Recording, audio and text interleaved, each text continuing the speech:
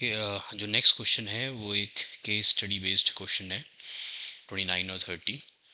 तो question number 29 में ये एक स्टूडेंट ने सर्किट सेटअप किया है to find the values of unknown resistance X, और कुछ सेट ऑफ रीडिंग्स जो है वोल्ट मीटर और एम मीटर में बाय यूजिंग द रियोस्टेट वो रिकॉर्ड करता है।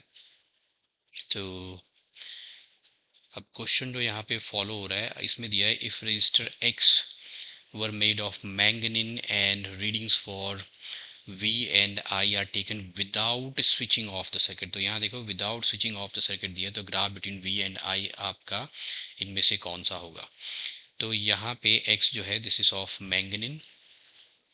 तो ग्राफ और इसमें जो मेजर या जो मेन जो आपको यहाँ जो the point that we have to keep in mind is that its readings are taken without switching off the circuit। तो यहाँ पे जब आप reading continuously without switching off the circuit लेते हो तो इट कॉजेज कंटिन्यूस हीटिंग।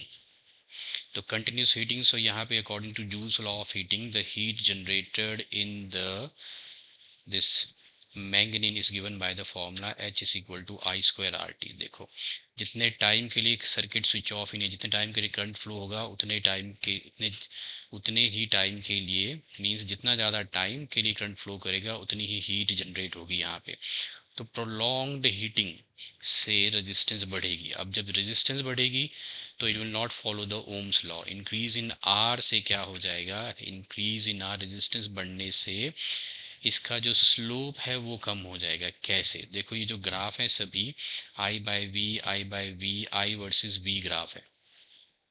तो according to Ohm's law v is equal to क्या रहता है, v इज इक्वल टू रहता है i इंटू आर।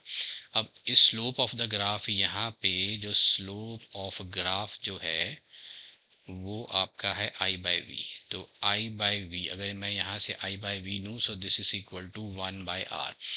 तो देखो स्लोप ऑफ द ग्राफ जो आ गया वो आ गया रेसिप्रोकल ऑफ द रेजिस्टेंस। अब रेजिस्टेंस यहाँ पे प्रोलॉन्ग हीटिंग की वजह से रेजिस्टेंस बढ़ रही है, रेजिस्टेंस बढ़ रही है तो ये पूरी वैल्यू आपकी कम हो जाएगी, ये पूरी वैल्यू कम हो जाएगी। So this is now equal to the slope of the graph. ये आपका स्लोप ऑफ द ग्राफ है, 1 by R is the slope of the graph. तो 1 बाय आर जब कम होगा तो स्लोप भी आपका कम हो जाएगा। तो स्लोप जब कम हो जाएगा तो ये जो ग्राफ जो है ये नीचे की तरफ बेंड करेगा। तो यहाँ पे ये जो ग्राफ जो है ये ऐसे होना चाहिए था, ये नीचे की तरफ बेंड कर जाएगा, स्लोप इसका कम हो गया तो ये ग्राफ नीचे की तरफ बेंड कर जाएगा। तो here C is the correct option, जो आपकी करेक्ट ऑप्शन है वो है सी इस केस में। तो increase in R decreases the slope 1 by R causing the curve to bend slightly downwards, hence C is the correct option here. Okay, अब चलते हैं, इसी का क्वेश्चन नंबर 2 है। इसमें आपको error in the value of X obtain from different sets of voltmeter ammeter reading से वो एक्स जो है that is the unknown resistance. यहाँ पे X is the unknown resistance.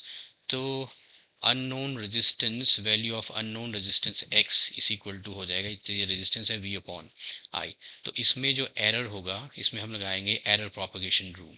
तो एरर प्रोपगेशन रूल ये बोलता है कि जिस क्वांटिटी के लिए, जिस क्वांटिटी में आप यहाँ देखो डिवीजन या मल्टीप्लिकेशन करते हो, इस केस में डिवीजन हो रहा है, तो इन क्वांटिटीज़ की यहाँ डिवीजन हो रही है तो इनका जो रिलेटिव एरर जो है इस क्वांटिटी का जो रिलेटिव एरर है is equal to the sum of the relative errors of these quantities which are involve as division और मल्टीप्लिकेशन। इनमें डिवीजन हो रही है, मल्टीप्लिकेशन हो रही है, इनके सम ऑफ रिलेटिव एरर्स निकालो। Sum of relative error of v and sum of relative error of i will give the sum, will give the relative error of x।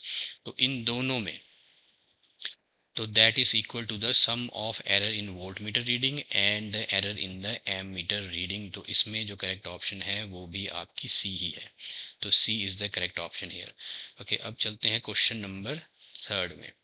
अब क्वेश्चन नंबर 3 में दिया है if the movable end of rheostat it move towards P, तो reading in ammeter decrease होगी, volt meter में increase होगी, इनमें से करेक्ट ऑप्शन आपको चूज करनी। तो सबसे पहले हम इसमें जो सर्किट डायग्राम है इसमें देखो जो करंट, कन्वेंशनल करंट की डायरेक्शन है पॉजिटिव नेगेटिव करंट ऐसे आएगा, फिर ऐसे आएगा इधर इधर, फिर आपका ये जो रियोस्टेट जो है दिस इज द रियोस्टेट।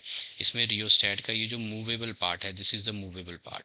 तो इसके थ्रू होता हुआ फिर इधर से इधर को जाएगा, फिर ये सर्किट कंप्लीट होगा। तो इसका मतलब है ये जो नीचे की तरफ जो पार्ट है इस पॉइंटर जिसे हम जॉकी बोलते हैं या जो स्लाइडर जो बोलते हैं, ये स्लाइडर से ये जो नीचे वाला पार्ट है इसकी कोई सिग्निफिकेंस नहीं है, क्योंकि इधर करंट आ ही नहीं रहा है। तो जो पार्ट जो है रियोस्टेट का, वहाँ पे यहाँ पे इस स्लाइडर से लेके पी तक जो लेंथ ऑफ द वायर है, इसकी रेजिस्टेंस जो है इस सर्किट में इफेक्टिव होगी, इस ये रेजिस्टेंस जो है काउंट की जाएगी। अब देखो क्वेश्चन में आपको क्या दिया है, जो इसमें दिया है movable end of the rheostat is move towards P. जो movable end of the rheostat है, ये वाला मूवेबल एंड ये पी की तरफ मूव कर रहे हैं, मींस ये पॉइंटर अब आपका यहाँ आ जाएगा। तो इस वायर की जो है लेंथ जो है ये छोटी हो जाएगी, जो टोटल रेजिस्टेंस जो है वो कम हो जाएगी। टोटल रेजिस्टेंस जब कम हो जाएगी तो फिर रीडिंग्स ऑफ वोल्ट मीटर और एम मीटर, देखो वही मैंने यहाँ पे लिखा है कि जो active part of the rheostat है वो length of the wire between P and the slider है। जब स्लाइडर पी को हम मूव करते हैं, पी की तरफ मूव करते हैं, तो वो डिस्टेंस जो है वायर लेंथ की जो लेंथ ऑफ द वायर है उसको छोटा कर देगी, मींस अब रियोस्टेट रेजिस्टेंस कम हो जाएगी। तो टोटल रेजिस्टेंस जो है सर्किट में वो कम हो जाएगी, रेजिस्टेंस कम हो जाएगी तो फिर करंट जो है ज़्यादा हो जाएगा, जिससे एम मीटर और वोल्ट मीटर की रीडिंग जो है वो बढ़ जाएगी। तो readings in ammeter and volt meter both increase. तो इसमें जो करेक्ट ऑप्शन है थर्ड का वो है बी, यहाँ पे readings in both volt meter and ammeter increase. चलते हैं हम, ओके अब फोर्थ में आ जाओ। फोर्थ पार्ट में, इस पार्ट में दिया है जो अननोन रेजिस्टेंस एक्स है, इसकी जगह आपने ये रिप्लेस कर दिया, ये चीज़ रिप्लेस कर दी अननोन रेजिस्टेंस एक्स की जगह। तो ये सेम मेटल की बनी है, सिर्फ इसमें अलग अलग पार्ट्स हैं। एक पार्ट देखो, एक पार्ट आपका एसी है, एक पार्ट आपका सीडी है, एक पार्ट आपका डीबी है। तीनों की लेंथ जो है सेम है, लेकिन तीनों की थिकनेस अलग अलग है। इसकी ये थिक है और ये सबसे थिन है और ये मीडियम बीच में है। तो आपसे पूछा है कि अगर इसको बीच में लगा दें तो इनमें ड्रिफ्ट वेलोसिटी जो है part A C C D और डी बी में किस ऑर्डर में होंगी, इनमें से किस ऑर्डर में होंगी ड्रिफ्ट वेलोसिटी। तो अब यहाँ पे जो करंट और जो ड्रिफ्ट वेलोसिटी के बीच का जो फॉर्मूला है, that is I is equal to N into E into V D. V D is the drift velocity, number density है, charge and electron, area of cross section. अगर इसमें हम area of cross section specific ले तो V D is inversely proportional to area of cross section which is pi R square, ये आपका constant है। तो देखो drift velocity inversely proportional to the square of the radius है। अब part A सी में आ जाते हैं। यहाँ पे देखो पार्ट ए सी की जो ड्रिफ्ट वेलोसिटी है वो उसको हम मान लेते हैं v1। तो v1 is inversely proportional to 1/r² हो जाएगा। पार्ट सी डी की ड्रिफ्ट वेलोसिटी हम लेते हैं 1 तो r², इसका स्क्वायर करेंगे तो 9 चला गया ऊपर, नीचे रहेगा square v3। Part D B की ड्रिफ्ट वेलोसिटी हम लेते हैं v3, यही फॉर्मूला इंप्लीमेंट कर रहा हूँ। तो 1/r2 का स्क्वायर 4 चला जाएगा ऊपर r²। अब यहाँ पे मेरे पास जो सबसे थिनेस्ट जो है वो ये वैल्यू है, सबसे थिनेस्ट जो है वो पार्ट आपका सी डी है, ये थिनेस्ट है। फिर उसके बाद R2 है और उसके बाद फिर R है। अगर इनके करस्पॉन्डिंग हम ड्रिफ्ट वेलोसिटीज़ डालें तो वो तो इन्वर्सली प्रोपोर्शनल, ये साइन हो जाएगा। R3 के देखो सामने यहाँ पे 9 है तो ये 9 हो जाएगा, फिर 4 है और फिर 1 है वैल्यूज़। तो 9 जो है ये करस्पॉन्डिंग थी ड्रिफ्ट वेलोसिटी, यहाँ पे v2 आ जाएगा इज ग्रेटर देन, यहाँ पे v3 आ जाएगा और फिर v1 आ जाएगा। तो v2 is greater than v3 is greater than v1, v2 is greater than v3 is greater than v1। तो यहाँ पे जो करेक्ट ऑप्शन है that is B, v2 is greater than v3 is greater than v1, drift velocity in these parts. ऐसे ही इसी part में हमने अब क्या है, जो ये पार्ट x की जगह जहाँ पे आपने ये पार्ट लगाया था, ये वायर लगाई थी of varying uniform area of cross section, उसकी जगह हमने यहाँ पे for a particular setting of rheostat हम मान लेते हैं कि E1 E2 और E3 जो है इनकी इलेक्ट्रिक फील्ड की वैल्यूज़ हैं AC CD और DB में।